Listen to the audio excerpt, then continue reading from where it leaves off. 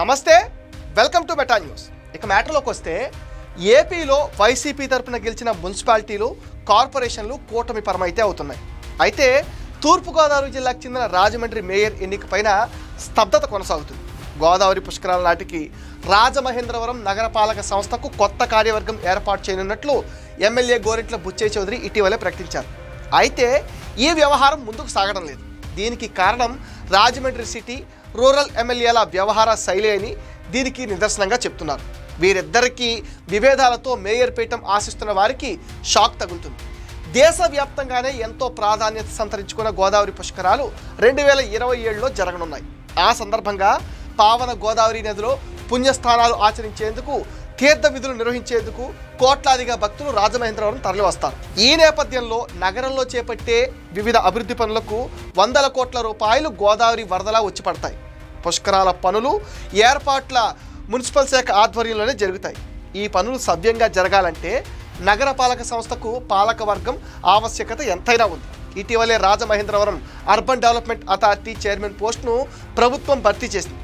ఇక కార్పొరేషన్ ఎన్నికలు సైతం నిర్వహిస్తామని మంత్రి నారాయణ కూడా ప్రకటించారు.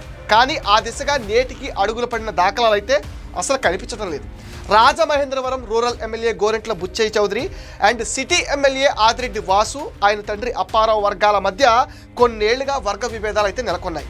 ఈ విభేదాలే కార్పొరేషన్ ఎన్నికలకు అడ్డంకిగా మారాయనే ఆరోపణలు కూడా వెల్లువెత్తుతున్నాయి.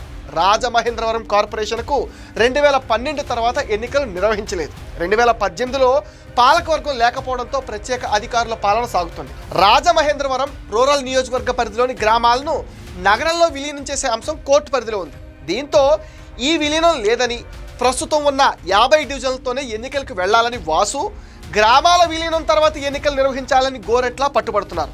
వీరిద్దరి వ్యవహారం కార్పొరేషన్ ఎన్నికల నిర్వహణకు ఆటంకంగా మారిందని చెప్తున్నారు.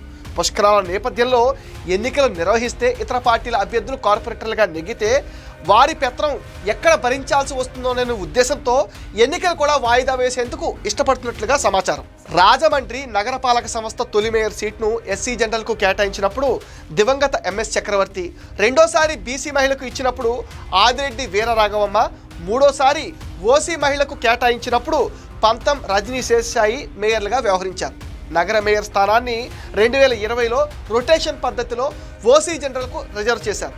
ప్రతి 5 ఏళ్లకు ఒకసారి రిజర్వేషన్లో మార్పు ఉంటుంది. మేయర్తో పాటు కార్పొరేటర్ల రిజర్వేషన్లో సైతం మార్పులు చోటు చేసుకుంటాయి. రొటేషన్ ప్రకారం ఈసారి మేయర్ పీఠాన్ని ఏ సామాజిక వర్గానికి కేటాయిస్తారనే విషయం అంతు చిక్కని ప్రశ్నగా మారుతుంది. రొటేషన్ ప్రకారం బీసీ జనరల్ రిజర్వేషన్ మిగిలి ఉంది. అది జరిగితే మేయర్ పీఠాన్ని ఆశిస్తున్న ఓసీ నేతలకు షాక్ తప్పదంటున్నారు. సీనియర్ ఎమ్మెల్యే గోరెంట్ల బుచ్చయ్య చౌదరికి నగరంలో మంచి పట్టుందని ఆయన వర్గీయులు చెబుతారు. విలీన గ్రామాలతో ఎన్నికలు జరిగితే తన వర్గం కార్పొరేటర్లతో సీట్లో చక్రం తిప్పవచ్చని ఆయన భావిస్తున్నారు. టీడీపీలో ఎంత సీనియర్ అయినా గోరెంట్ల 2024 ఎన్నికల్లో తన టికెట్ కోసం ఎంతో శ్రమించారో అందరికీ తెలిసిందే. కేంద్ర ప్రభుత్వం నుంచి దండిగా నిధులు విడుదలయ్యే గోదావరి పుష్కరాల పనుల్లో సైతం తన హవా కొనసాగించవచ్చనే ఉద్దేశంతోనే గోరెంట్ల విలీన ఎన్నికల వ్యూహం అమలు చేస్తున్నారని కూడా చెప్తున్నారు. మరోవైపు సిటీ ఎమ్మెల్యే వాసు ప్రస్తుతం నగరంలో అన్నీ తానై వ్యవహరిస్తున్నారు. అన్నింటా ఆయన అనుచరులదే పెత్తనం. ఇసుక, మద్యం సిండికేట్లో వారిదే పైచేయి. ఈ పరిస్థితుల్లో బుచ్చయ్య వర్గీయులు వస్తే తమ ఆధిపత్యానికి గండిపడుతుందన్న భావనతో వాసు ఉన్నారు. అందువల్లే ఆయన గ్రామాల విలీనం లేకుండా ఎన్నికలకు మొగ్గు చూపుతున్నారు. గోరెంట్ల వాసు మధ్య విభేదాల విషయం సీఎం చంద్రబాబు దృష్టికి వెళ్ళింది. పరస్పరం సర్దుకుపోవాలని ఇద్దరిని ఆయన ఆదేశించారు. అయినప్పటికీ అధినేత సూచనలు సైతం పక్కన పెట్టేశారన్న విమర్శలు కూడా ఇప్పుడు గట్టిగా వినిపిస్తున్నాయి. మేయర్ ఎన్నికలకు తోడు మరో అంశం ఇప్పుడు హాట్ టాపిక్ అవుతుంది. రాజమండ్రి రూరల్ నియోజకవర్గంలో ఉన్న తెలుగు యూనివర్సిటీ విషయంలో ఎమ్మెల్యే ఆదిరెడ్డి వాసు జోక్యం చేసుకుంటున్నారని గోరెంట్ల వర్గం అయితే మండిపడుతుంది. హైదరాబాద్లోని పొట్టి శ్రీరాములు తెలుగు విశ్వవిద్యాలయం ప్రధాన కేంద్రం రాజమండ్రికి కేటాయిస్తూ ఇటీవల ఏపీ కేబినెట్ నిర్ణయం తీసుకుంది. తక్షణమే దీనిపైన స్పందించిన సిటీ ఎమ్మెల్యే ఆదిరెడ్డి వాసు ప్రభుత్వానికి కృతజ్ఞతలు చెప్తూ ఈ ఘనత తనదేనని ఆయన ప్రకటించుకున్నారు. తన నియోజకవర్గంలో ఉన్న తెలుగు విశ్వవిద్యాలయం సిటీ ఎమ్మెల్యే ఆదిరెడ్డి వాసు తన క్రెడిట్గా చెప్పుకోవడం ఏంటని గోరెంట్ల మండిపడుతున్నారు. ఇటీవల ఆదిరెడ్డి వాసుకి చురకలు కూడా అంటించారు. ఎవరో కన్న బిడ్డకు మరెవరో తండ్రి అన్న సామెతలా ఉందంటూ గోరెంట్ల ఘాటైన వ్యాఖ్యలు చేశారు.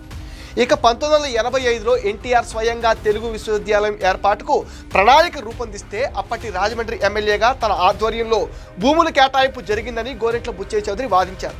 నాటి నుంచి నేటి వరకు జరిగిన చరిత్రను మర్చిపోయారంటూ ఎమ్మెల్యే ఆదిరెడ్డి వాసుపైన గోరెంట్ల అయితే ఫైర్ అయ్యారు. రాజమండ్రి టీడీపీలో పార్టీకి ఇద్దరు ఎమ్మెల్యేల తీరు పెద్ద తలనొప్పిగా మారిపోయింది. 2019లో ఆదిరెడ్డి వాసు భార్య కేంద్ర మంత్రి రామ్మోహన్ నాయుడు సోదరి భవానీ తొలిసారి సిటీ ఎమ్మెల్యేగా గెలిచారు. 2014 నుంచి 2019 మధ్య టీడీపీ అధికారంలో ఉన్నప్పుడు ఎమ్మెల్సీగా ఆదిరెడ్డి అప్పారావుతో రూరల్ ఎమ్మెల్యే గోరెంట్ల వర్గపోరు అనేక సార్లు అయితే బయటపడింది. 2019 నుంచి ప్రతిపక్షంగా ఉండడంతో ఆదిరెడ్డి కుటుంబం రాజమండ్రి సిటీలోను, ఎమ్మెల్యే గోరెంట్ల రూరల్ నియోజకవర్గంలోనూ ఎవరి రాజకీయాలు వాళ్ళు చేసుకున్నారు. ప్రస్తుతం అధికారంలో ఉండడంతో ఇద్దరి మధ్య ఆధిపత్య పోరు మొదలైపోయింది. తెలుగు విశ్వవిద్యాలయం వ్యవహారంతో అది రచ్చకెక్కింది. జూలైలో జరుగుతాయని భావిస్తున్న రాజమండ్రి మున్సిపల్ కార్పొరేషన్ ఎన్నికల విషయంలోనూ ఇద్దరు ఎమ్మెల్యేల మధ్య ఏకాభిప్రాయం అయితే కుదరటం లేదు. ప్రస్తుతం ఉన్న 50 వార్డులు ప్రకారం ఎన్నికలు జరిగితే గోరెంట్ల ప్రభావం నామమాత్రం అవుతుందని ఆదిరెడ్డి వర్గం చెప్తుంటే, గ్రామాల విలీనం ద్వారా కార్పొరేషన్కి బలం చేకూరుతుందని గోరెంట్ల వర్గం అంటుంది. రానున్న కార్పొరేషన్ ఎన్నికలు గోదావరి పుష్కరాల పనులు అటు సిటీ ఎమ్మెల్యే ఇటు రూరల్ ఎమ్మెల్యే మధ్య మరింత చిచ్చు పెట్టేలాగైతే కనిపిస్తుంది. ప్రస్తుతం జిల్లా ఇన్ఛార్జి మంత్రిగా నిమ్మల రామానాయుడు వ్యవహరిస్తున్నారు. ఇటీవల నిడదవోలు నియోజకవర్గంలో జనసేన టీడీపీ మధ్య ఏర్పడిన రగడను ఆయన పరిష్కరించారు. ఇద్దరు ఎమ్మెల్యేల మధ్య ఆధిపత్య పోరును టీడీపీ అధినేత చంద్రబాబుకు చెప్పి రామానాయుడే పరిష్కరిస్తారని కూడా అంటున్నారు. ఇది మెటా న్యూస్ అప్డేట్. ఈ వీడియో పైన మీ విలువైన ఒపీనియన్ని కామెంట్ సెక్షన్లో అయితే పోస్ట్ చేయండి. మీరు ఇచ్చే కామెంట్స్తో మరిన్ని ఇంట్రెస్టింగ్ వీడియోస్ మీకు అందిస్తాం. అండ్ మీరేం చేయాలో మీకు తెలుసుగా, ఈ వీడియోస్ని లైక్ చేయండి, షేర్ చేయండి, మెటా న్యూస్ని సపోర్ట్ చేయండి, సబ్స్క్రైబ్ చేయండి.